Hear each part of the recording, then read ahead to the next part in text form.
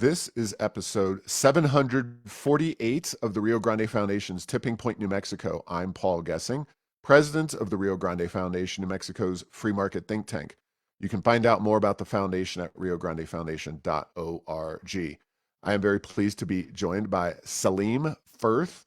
He is a senior research fellow and director of the Urbanity project at the Mercatus Center at George Mason University.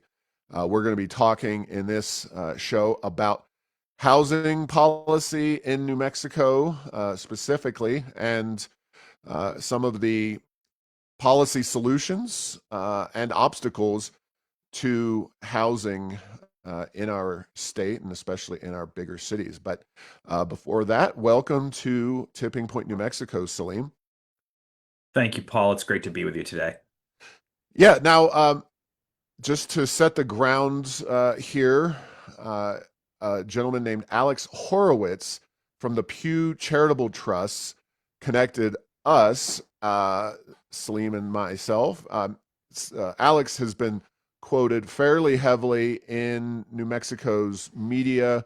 I'll just briefly read something. Horowitz, in testimony to the New Mexico legislature, cited numerous building code reforms and bills designed to streamline permitting that have been adopted by lawmakers in Colorado, California, Arizona, Texas, and other states throughout the nation over the past several years. Changes have helped those states increase their inventory of housing, resulting in lower rent growth or even rent reductions in some major cities. And he essentially said that New Mexico has not done much, if anything, to address the housing problem. So with that, Salim, you do housing on a national basis. What are you seeing right now in the housing market, broadly speaking, that is causing, obviously this problem is not simply related to just New Mexico. It's in many, many places across the country. What's going on, aside from high interest rates, which, they go up and down and they were much higher many years into the past? What's going on in housing? Yeah, it's a great question. So we went through a kind of very specific sequence of shocks and policy decisions over the past 20 years that have left us in a position where we have relatively scarce new housing and very high prices. And so you could sort of trace this back blow by blow from the Great Recession, when, for a number of reasons, housing production basically ceased for 2 or 3 years, and it was very hard to get a mortgage. It was very hard to get a construction loan, and there was extremely little construction. And so we came out of that. We slowly worked our way back to something more like normalcy. And Just then, real quickly, yeah, you're talking about the COVID pandemic, I believe, or no, are we talking the about another 2000, period? 2008, 2007, 2008. Oh, okay. Got it. Got it. So we're way ancient history, but it's not that ancient, right? And houses last a No, long no, time. not absolutely. So those are the houses we didn't build. So a lot of what we're looking at is, in 1990s, 2000s, we were building a lot of housing. In the early 2010s, we weren't. We kind of got back to normal by 2019. Then, of course, COVID hit. Okay. And that again, it disrupted supply, but fairly briefly. And there was actually much less than we expected of a disruption over the course of the years.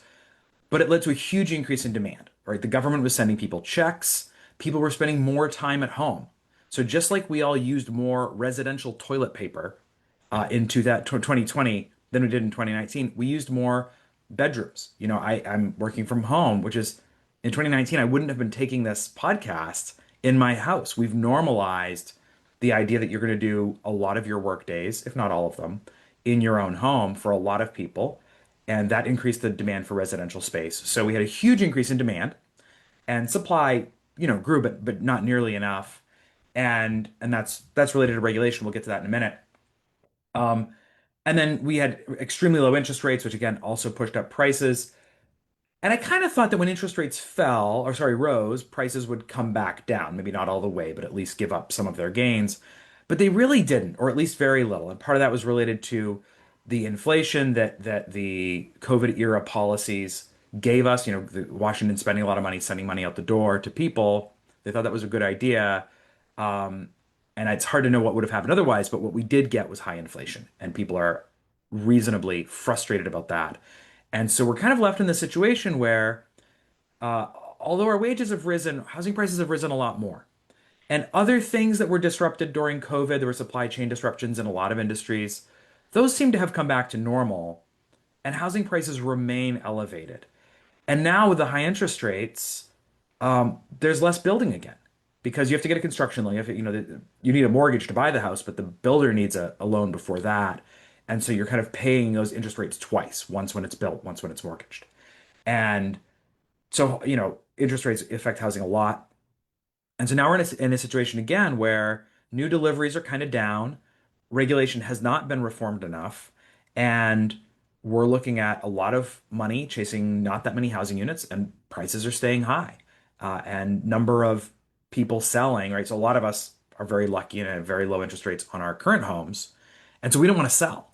So if you're outside, my little brother was trying to buy a house for the last 2 years, and just like the number of houses available is extremely low. So even if you found one that you liked, even if you had the money, you and 10 other people would all be like racing to try to get an offer in, waiving contingencies and going above asking price. That's happened to him multiple times. Um, so we're in a tough situation. Now the good news here is that around the country, lawmakers are responding by making it easier to build homes. Right. And we'll talk definitely in detail about New Mexico and what is happening and not happening here and some of the unique policy challenges Mhm. that we face. But let me, before we dive into New Mexico and, of course, other states and what they're doing as well, let's just kind of take it real quick up to the federal level. So, interest rates, obviously, a big challenge. Uh, President Trump has been very focused on trying to get those interest rates down. We obviously saw a 1/4% cut from the Federal Reserve. Trump wants much more than that. What, and I know this is a tough question, but what approximate percentage of the challenge in housing right now is driven by interest rates being higher than they were for a very long time, and a lot of people, like sounds like you and my family as well, being locked into those lower interest rates and unwilling to sell. What do you think? Give me a ballpark as to what percentage of the problem that is. Maybe 10%. We were looking at tight housing prices when interest rates were low. Um, so you're kind of stuck both ways because when interest rates were low, well, the people have a lot of buying power, and so then they bid up the price of homes. So, um, you know, I, there's the particular sequence where it's like going from very low to very high, in recent history, interest rates, um, led to this kind of very low inventory effect. But in terms of the total price effect, I don't think it's a big contributor. Okay, so I think that's a fair point, and I probably, I generally agree with you based on my knowledge as well. Are there other federal policies that you think, I mean, obviously tariffs, but any other things that I'm maybe missing that you think the federal government should be doing to get the housing situation into onto better footing? Yeah, so tariffs are obviously a big one because we import a lot of wood from Canada, other building materials, steel especially. Um, there's long-standing federal regulatory issues. So, for example, there's stormwater regulations which have never passed a cost-benefit analysis and are imposed on residential construction. That doesn't mean you need zero regulation, but the level of regulation we have is quite strict. It adds costs. The compliance is very complicated, extremely difficult to understand, which makes it hard for smaller builders, particularly if you're a Lennar or a D.R. Horton building thousands and thousands of homes a year, you have compliance professionals. But if you are, Joe Schmo with a pickup truck and you want to build one house, you don't even know what the rules are that you may or may not have to follow. And so, I think the administration could spend its time wisely unearthing those, figuring out what's needed, what's not, doing a rigorous cost benefit analysis and saying, hey, this makes sense, this doesn't. And, having more help for professionals as opposed to liability for professionals to ensure that they are not polluting local waterways.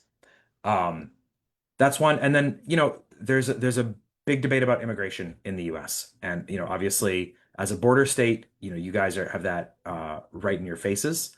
Um, a lot of home building in the US uses immigrant labor.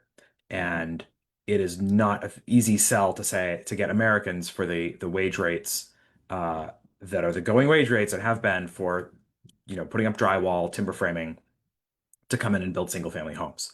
High rises, incidentally, probably be fine because most of that labor is machine operators, people who are highly skilled, much more likely to be US citizens. But um, I think it's a tough, immigration's a hard question. I have all kinds of mixed opinions on it myself. But just the reality is, if we say, hey, there's people who've been working below minimum wage building houses, and we're not going to let them do that anymore, that's going to raise the price of homes. And maybe that's a trade-off that we're willing to make, but we should at least know that we're making that trade-off. Okay, and those are some excellent points, and certainly I think some of those, regulations as a general rule, Trump has been very strong on attempting to rectify some of the worst regulatory problems. Obviously, trade.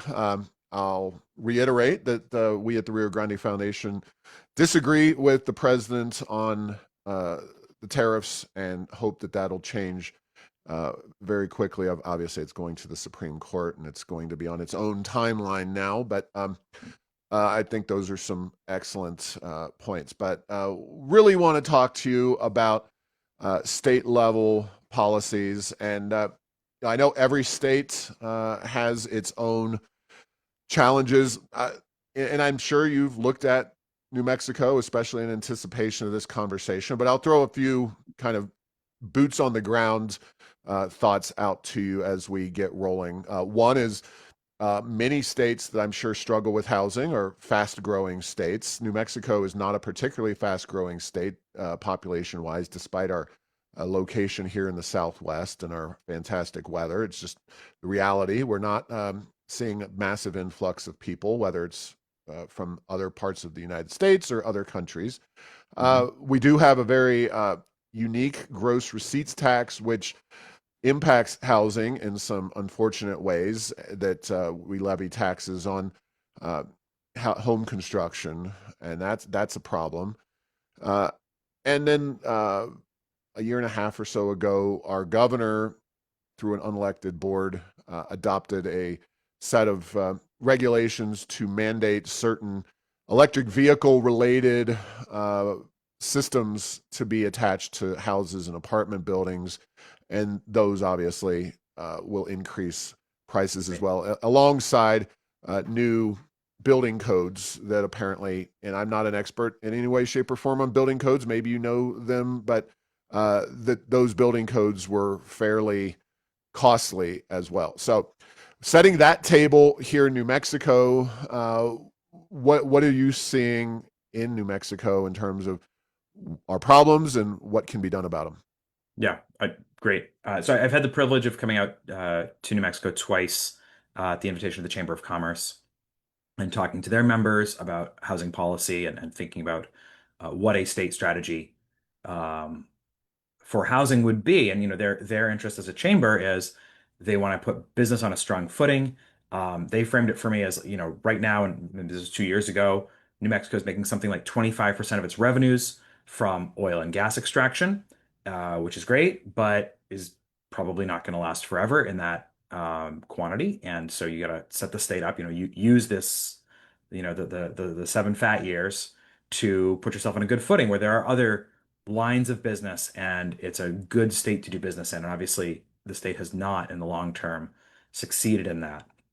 I've got 4 cousins who grew up in Las Cruces. Their dad's a professor at the university there. They're all educated at the cost of the New Mexico taxpayer, and they've all left the state.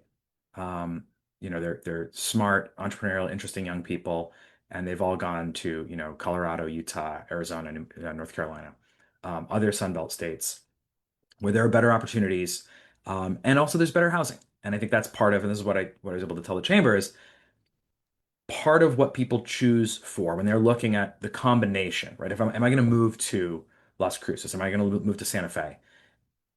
It's a question of what's the job I can get, and then what's the lifestyle that I can live alongside that? Do I have to commute from 90 minutes away because nobody's built a house anywhere near where I want to live, where I want to work. I mean, that's, the problem for some people going to Los Alamos, right? They can't find any housing anywhere near their job, and it's a great job. It's interesting.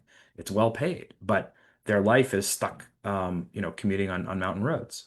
And, or can I afford a house, but it's old and in disrepair because we have a cheap housing stock, but nobody's built here in a long time, right? And that can be the case for communities that had their economic boom in the 1950s. And you say, oh, our prices are low. And it's like, okay, well, you get what you pay for. And, somebody who is looking at great job opportunities as an engineer around the US, they're kind of evaluating that and saying, okay, what can I get? Or am I going to live in a city with high crime or low walkability? I'm a father of five. I want my kids to be able to go to the park by themselves. I cannot take them to the park every time they want to go play. Do I live in a place where they can safely, because there's safe traffic and safely because there isn't public disorder, can they safely go to the park, play by themselves, and come home? And I'm thankfully I do, but I don't live in New Mexico. And are you building cities and neighborhoods that have the kind of features that when people get that job offer, they say, "Oh yeah, I want to move here." And so housing is, if you're a business person, it's an adjunct. It's not the main thing, but it's an important adjunct. It's part of what you're selling your employees. If you want to get the best people, you want to give them a product that's competitive with what they can get in Dallas, in Oklahoma City, Denver, etc. Um, so there's a lot of things the state can do. I mean, you mentioned the gross receipts tax. I don't know, you'd have to really analyze how does that hit housing relative to other sectors, because if you repealed that and you replaced it with some more conventional business taxation, some sectors will win, some sectors will lose, and I just don't know how that hits housing.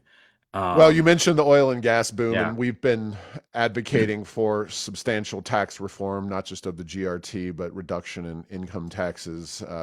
yeah, Obviously that would unleash some form of economic growth, which would then have to be addressed in the housing situation. But yeah, I mean, I get it. There are trade-offs there, but obviously, uh, with the amount of oil and gas revenue that we've seen, we strongly have urged our political leaders to both reform and reduce tax burdens in New Mexico. right.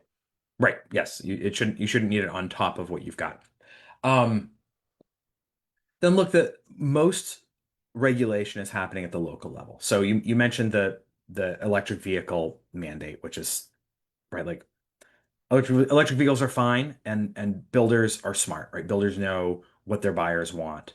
And it's also relatively easy to add electric vehicle charging stations after a home is constructed. It's not something that, like, if you miss it the first time, you can never go back and add it. It seems like a totally unnecessary regulatory mandate. You're also correct that new building codes add costs, and that's something I've talked about at the federal level. I don't want to get into at the moment. Um, but so, you think about that EV mandate. What they're trying to do is say, oh my gosh, gas driving vehicles pollute so much. We shouldn't have so many of them. Okay.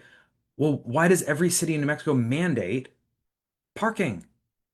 So it's the government trying to solve one government failure with another, where you say, oh, well, we've been mandating parking for 60 years. So there's too much parking, which means people drive more than they would if the parking, hadn't been overbuilt everywhere. So just to And put a little yeah, explanation, because people often aren't fully aware of that. So when you're yeah, you're building a new building, mostly I guess commercial. I don't know if that maybe residential. You could residential as explain well, and almost any residential, building. and you have to have a certain amount of parking available, Right, which you know it does become a chicken or the egg situation because in a place like Albuquerque, it's certainly the biggest city, but it's still a car centric city, and then there's additional issues with the transit system and the homeless problem and safety issues. But obviously, a lot fewer people are going to ride the bus every day in a city that's more spread out, less densely packed, et cetera.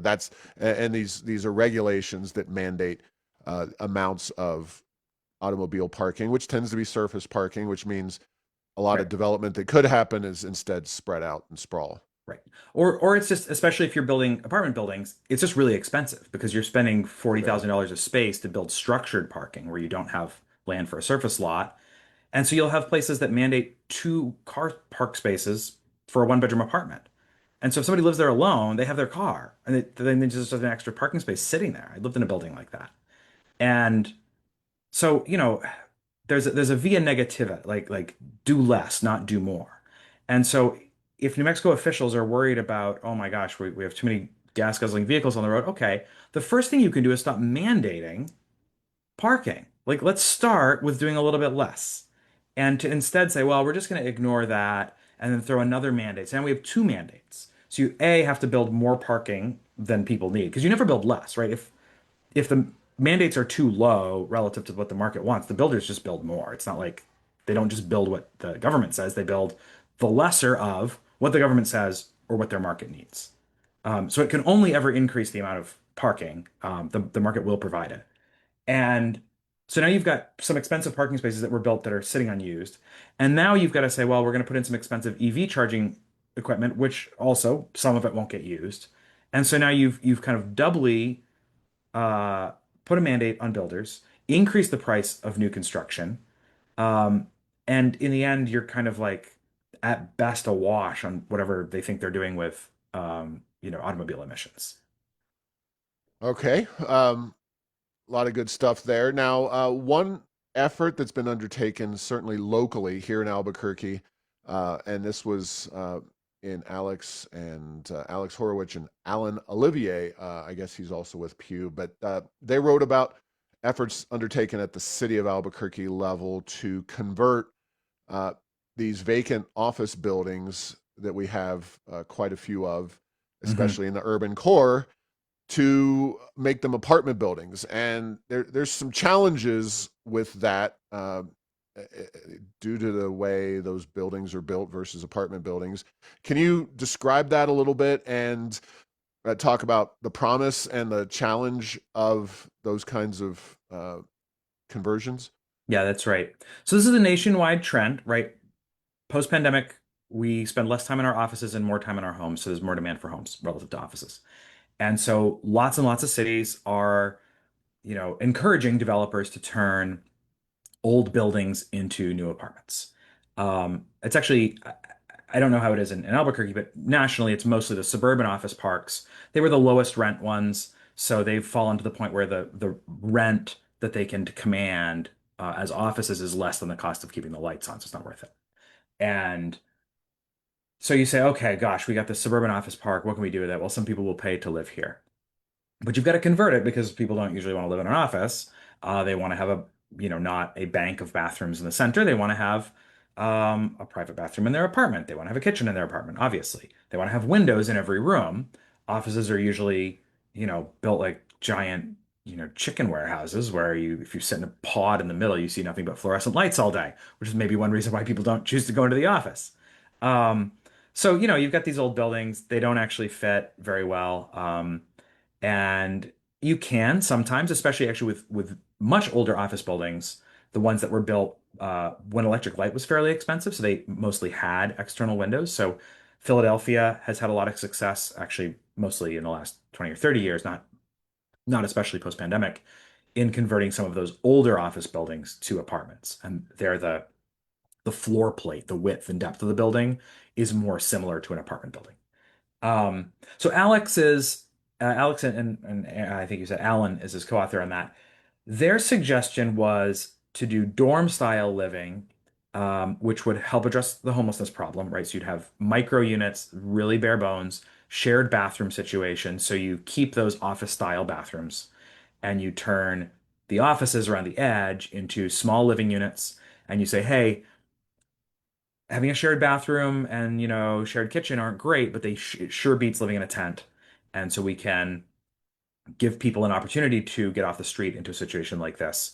And I there when you're talking about post-homelessness populations, of course, you have to really think hard about is there going to be law enforcement and support for people who need to check in with a social worker daily on site.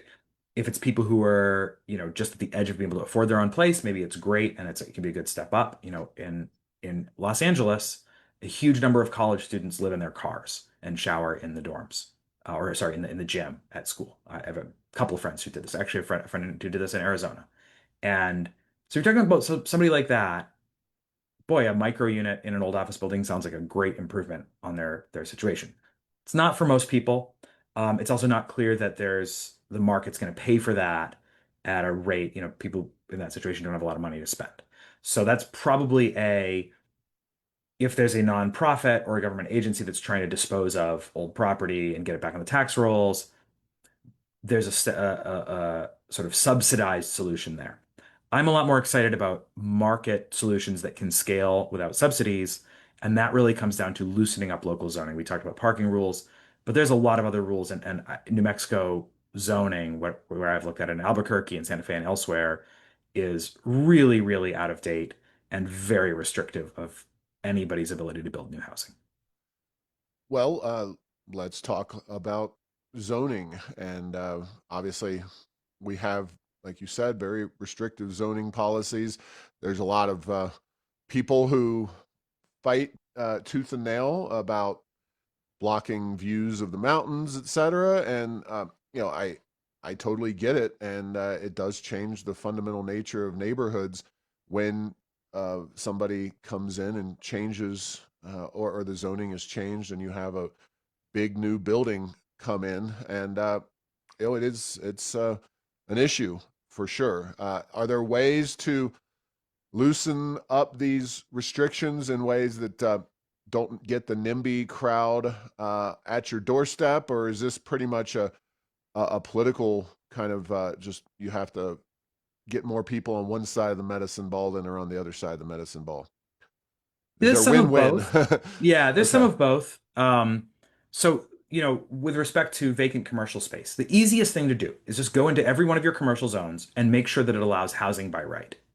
In downtown, that's going to need to be, mid to high rise multifamily. But if you're in a, suburban office park, suburban strip mall kind of situation, it might be townhouses, right? Some of those suburban commercial spaces are really cheap construction, right? It's just like no one's going to reuse this. It was built to be a store that lasted 20 or 30 years. It's at the end of its life. Bulldoze it. You've got land. It's already served with utilities. Put up a little townhouse development.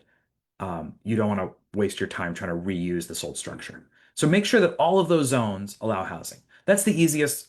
You will still get people complaining about that because they don't want traffic on their roads. But like, sorry, it's not your road, right? Like the road belongs to everyone. And the reality is, if you just put the houses further out where they're out of sight, they're still going to drive past you because they still have to go. Anybody who lives there still has to go shopping. They still got to get to work. So saying, oh, well, just build, don't build here, build a mile further out. Well, doesn't really help you on the traffic side. So upzone and ensure that residential is allowed in all your commercial districts and you can quickly and easily reuse commercial space. That's the least pushback option. And I'll say I didn't look at it this week, but like last time I was in New Mexico, I looked at this for some of the railroad stations. Right? This is the barely used railroad, and I'm sure the state wants people to take it. And there's one of the stations at the north end of Albuquerque where the zoning there's like a garden shop, like a plant nursery right beside the station, and the zoning would not allow the owner of that to sell it and develop it as homes of any type. And that's just patently ridiculous to say we have a train station that serves an orchard. Trees don't take the train. Um, and just allowing, not mandating, but allowing that property owner to use their property rights to take advantage of a good location. And if it makes sense from a market perspective to build a subdivision or townhomes or apartments. And that's the easy part. Then the harder part is if you're talking about existing neighborhoods, I'm enough of a free market guy to say, like, if my neighbor wants to build something and I don't like it, I can like be grumpy about it on my own porch, but like it's not my business to go tell them what to do. That right. said, most people, if they live in fairly recent housing, they already have an HOA, which has all these rules and regulations, and it's kind of a non-issue. Like they essentially have zoning for their subdivision. I think that's probably the right level at which to do those kinds of restrictions on like, can you build an addition? Can you build an extra story? Can you build a casita in your backyard? The HOA is a reasonable place to do that. Instead, what we have is citywide mandates. And if you try to change it, well, you're changing it for everyone and they all get mad. Versus if you say, hey, if your subdivision really wants to be, you know, one way, you can, but if somebody else doesn't, you shouldn't have the same mandate on them. I think that's particularly true in the older parts of Albuquerque. Like New Mexico has very limited urbanism. Like places like if you're looking at folks like my cousins who all left Las Cruces, part of what people in their generation want is a kind of walkable urbanism, the place where you're maybe not going to raise your children, but you're going to meet the person with whom you have children and marry. And there's not that many options for that in New Mexico. And allowing those central neighborhoods along Old Route 66 near downtown, allowing those to grow and change as cities have always done in the history of mankind, that seems fairly imperative if New Mexico wants to retain and attract the kind of people who want interesting, creative places. And when I was last time I was in Albuquerque, I saw lots of public disorder on those streets, but I also saw way more young people out and about spending money, meeting each other, enjoying the town, even with homeless people around them, because they are so hungry for places to go outdoors, not just be in like in my home, drive to your home, right? Like that's really hard. There's no third place between us. We have to be able to meet somewhere in public and having public spaces and letting people live near those public spaces. That's the essence of a city. And if you take your whole state and you lock it down, so there's no city, everything has to be treated like an HOA. People like that suits some people, doesn't suit everybody. And you're going to have a pretty limited appeal. So having some places, Santa Fe also like ridiculous regulations, the absurdity that everything has to pretend it's colonial, Spanish colonial, as like Yep, no one's fooled by the Home Depot with the fake terracotta. Like this is ridiculous. Um, fair and so just enough. taking a meat axe to some of that and saying like, no, people know what they want. Like people are going to build good cities. We can trust them to Right. build good things and serve one another in the market. So let's talk about crime and homelessness. And, of course, there's a chicken or the egg scenario when it comes to the homeless situation, because a lot of folks claim that the homeless situation is driven by a lack of housing. Now, I'm skeptical on that in terms of how much uh, it's a lack of housing. I think there's a lot of other factors that create the homeless situation, but I'd love to hear your thoughts. But also, you know, you mentioned a lot of these urban areas and oftentimes older housing. I don't find that older houses are the issue with a lot of redevelopment. I think that older houses tend to be in older areas, which tend to have more of that kind of petty crime and serious crime, and especially in a city like Albuquerque, where you have had some really serious crime issues, that a lot of folks just don't want to live in those areas because of the crime and the homeless. So, uh, if you can unpack those in any way you'd like, I'd love to hear it. Sure. I mean, old housing can go a couple different ways. So on average, I would say old housing is a lot more like very old housing is much more expensive than new housing because the stuff that survives is usually really high quality and special, and somebody's put a lot of love into it. Right? If you want a home that was built 100 plus years ago in Boston, you're going to pay a lot for it. Um, But it can also go the other way where it's just nobody takes care of it and old housing is cheaper. And so it gets associated with all the negative things. Um, I don't think, it's not like density causes crime, right? So New York is by far the densest city in the US, and it's also top two or three safest. Boston, I think, is number one for safety right now. You can walk in the middle of the night in Manhattan and feel completely safe because there's other people on the street. Right. Um, and ultimately, if your density is lots and lots of affluent people who have good jobs and are working hard and want to have a short commute to Wall Street, the crimes they're committing are using an Excel spreadsheet, right? Like not a switchblade. Um, and so poverty obviously is associated with the kinds of low-level petty crime that are a public nuisance. And so anywhere you get a lot of poverty, whether that's, a rural situation where people have no jobs and are addicted to alcohol and harder drugs, if it's a urban ghetto where people have been piled together by government policy and projects, there are all kinds of situations where you get a lot of poor people. The kinds of crime that poor people commit are the kinds of crime that end up as a public nuisance. And I don't want to like act like poverty. It's not like there's not something morally terrible inherent in being poor. Lots of poor people are working very hard and are honest. But the kinds of crime associated with different levels of wealth look really different. And To the homelessness and housing situation is a really interesting one. I wrote an essay about this for the magazine Works in Progress because I was really frustrated with the state of research. And I think there's people talking past each other and talking in slogans. And what I found when I looked at the data was that, first of all, the people on one side are correct that um, if you look at the places with the most homelessness, they're not the places with the best weather. They're not the places with the most generous welfare systems. They're the places with the highest housing costs, right? So you just get really high homelessness in very expensive cities. The cities where millionaires pay the most for housing are the places where the most people live on the street.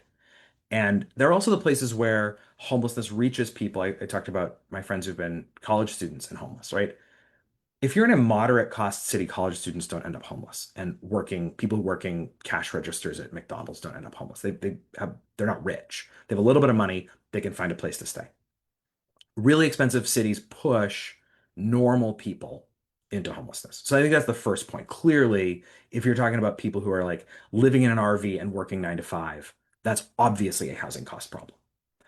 Secondly, if you're talking about people who are a little further down the chain and they're like, okay, maybe unemployed, but not unemployable, or unemployed, but you could live with them, right? They're not having manic episodes every day or threatening people.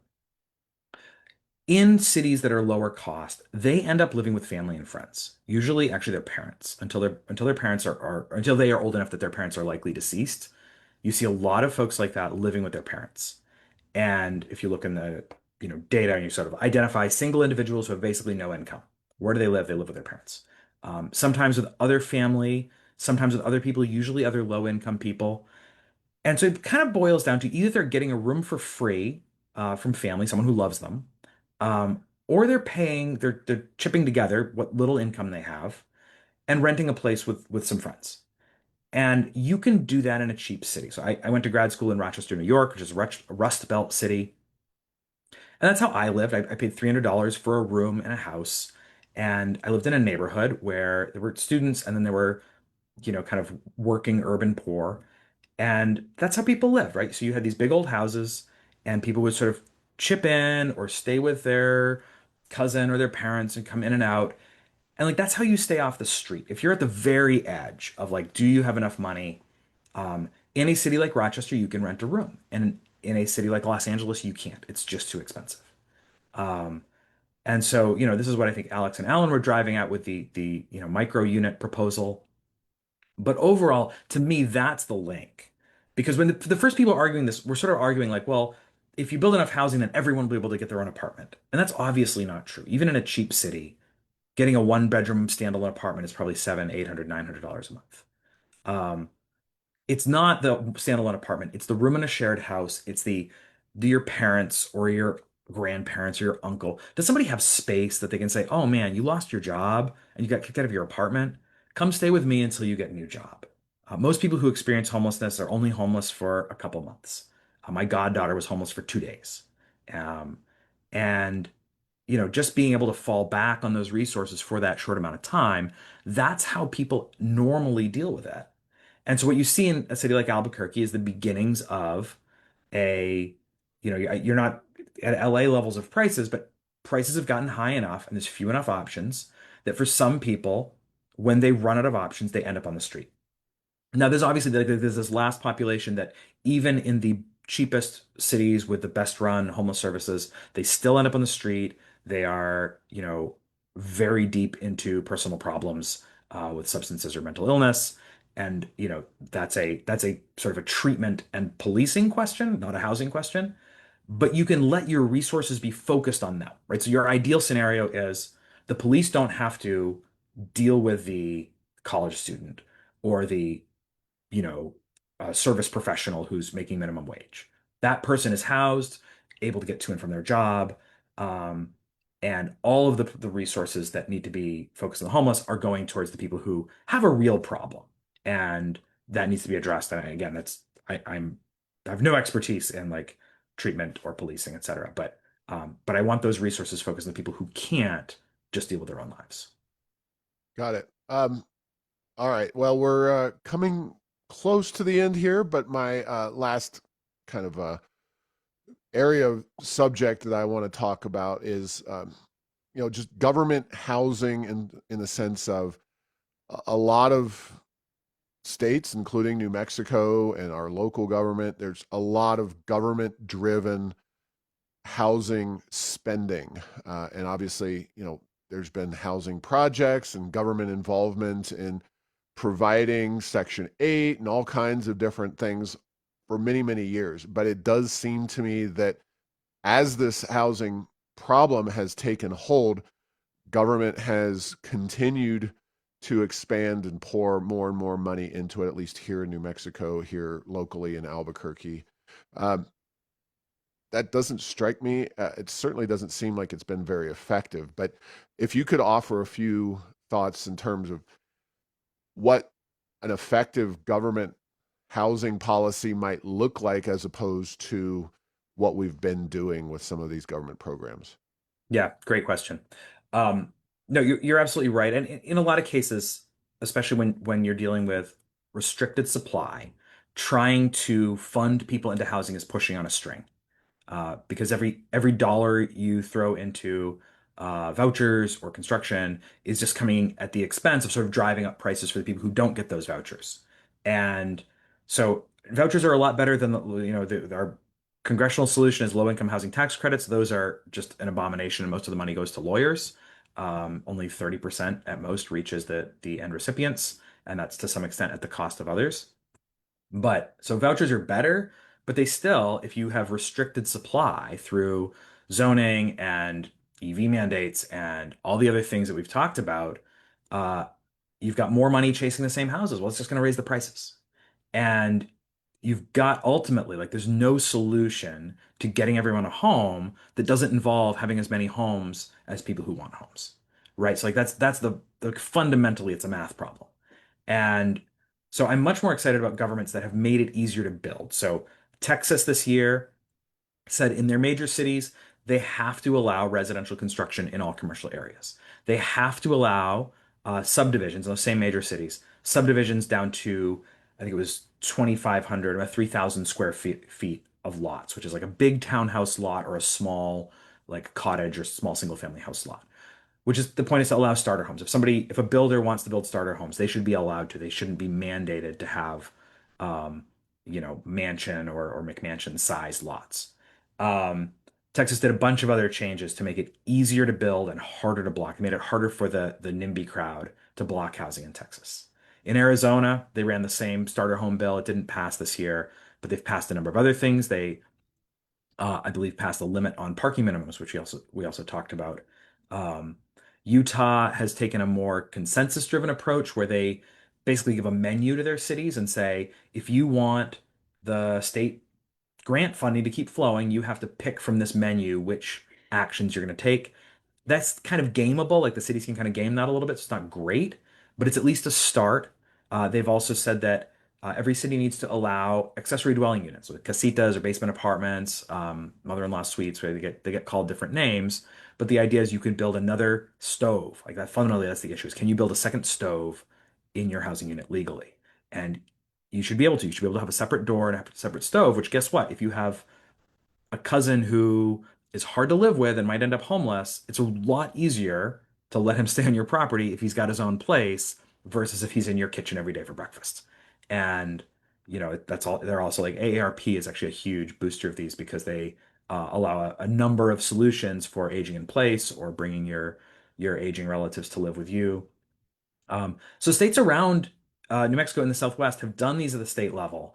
And I think in terms of government policy, these are basically free, right? There's no spending here.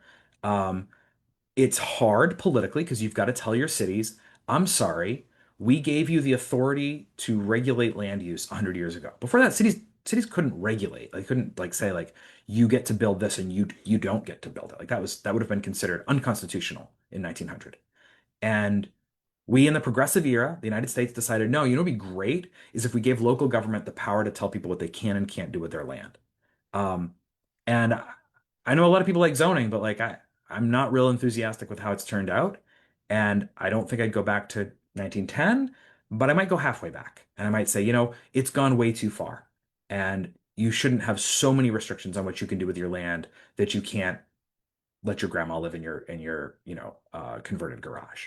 And so some of those solutions can be done at the state level. The cities get their, in every state, I always hear, oh, our cities have local control. In every state, the cities get their power to regulate from the state, and the the legislature of New Mexico could decide some of these things are beyond the pale. You don't need to be counting parking spaces. You don't need to do EV mandates.